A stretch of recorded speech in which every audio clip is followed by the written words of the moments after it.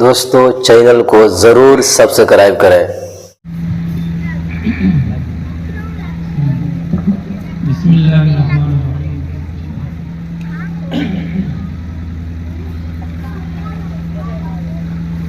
الحمدللہ رب العالمین والصلاة والسلام علی رسولہ الکریم، اما بعد فقد قال اللہ تعالی فی القرآن المجید والفرقان الحمید: اعوذ باللہ من الشیطان الرجیم، بسم اللہ الرحمن الرحیم۔ ما آتاکم الرسول فخذوه وما نهاكم عنه فانتهوا۔ صدق اللہ العظیم۔ وقال النبی صلی اللہ علیہ وسلم: لا يؤمن أحدكم حتى يكون هواه تبعا لما جئت به، أو كما قال عليه الصلاة والسلام۔ اسٹیج پر تشریف فرما حضرات علماء کرام، جلسگاہ میں موجود سامعین کرام، پس پردہ خواتین اسلام،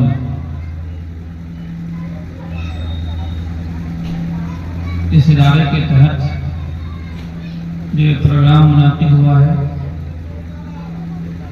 آپ تمام حضرات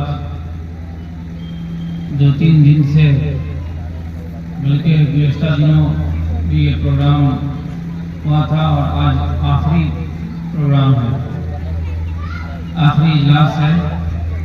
آپ تمام حضرات اس میں موجود ہیں۔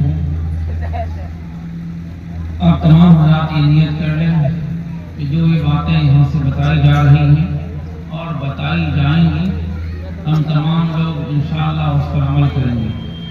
اگر یہ نیت کر لیتے ہیں پھر یہاں آنا آپ کا باعث ثواب ہوگا۔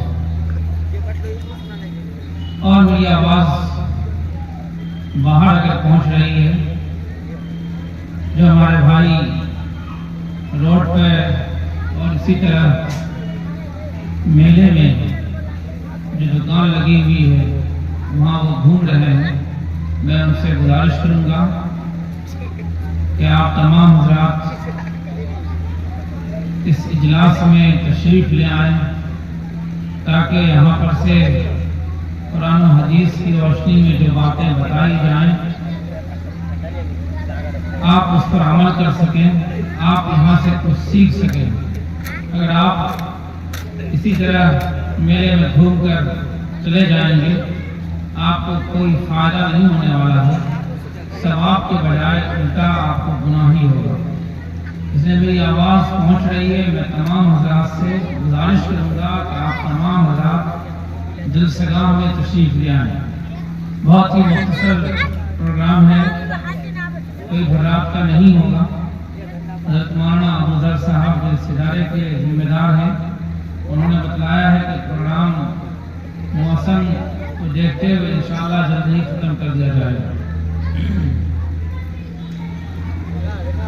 حضرات گرامی، اللہ تعالی نے ہم تمام لوگوں کو اسلام کی دولت سے نوازا ہے۔ یہ جو دولت ہے، یہ دنیا کی تمام دولتوں میں سب سے بڑی دولت ہے۔ اگر اس دولت کو ایک طرف رکھ دیا جائے اور دنیا کی تمام دولتیں ایک طرف رکھ دی جائیں، یہ دولت تمام دولتوں پر بھاری ہو جائیں گی۔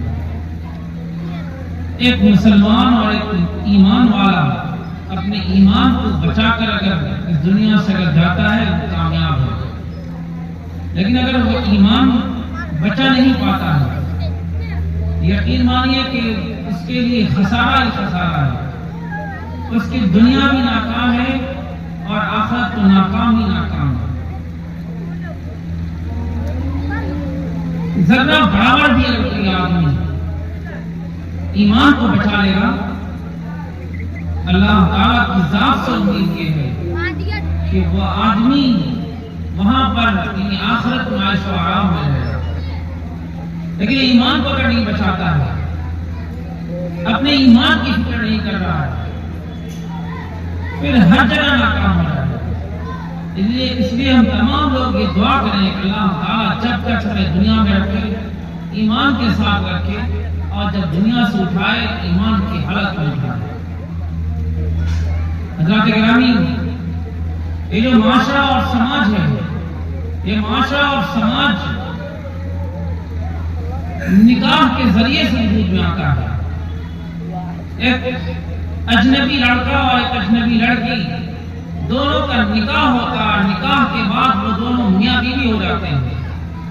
میاں بیوی کے بعد ان دونوں سے اولاد ہوتی ہے، وہ اولاد ہوتے ہوتے خاندان بنتا ہے، سماج بنتا ہے، معاشرہ بنتا ہے، پوری دنیا اسی سے وجود میں آئی ہے۔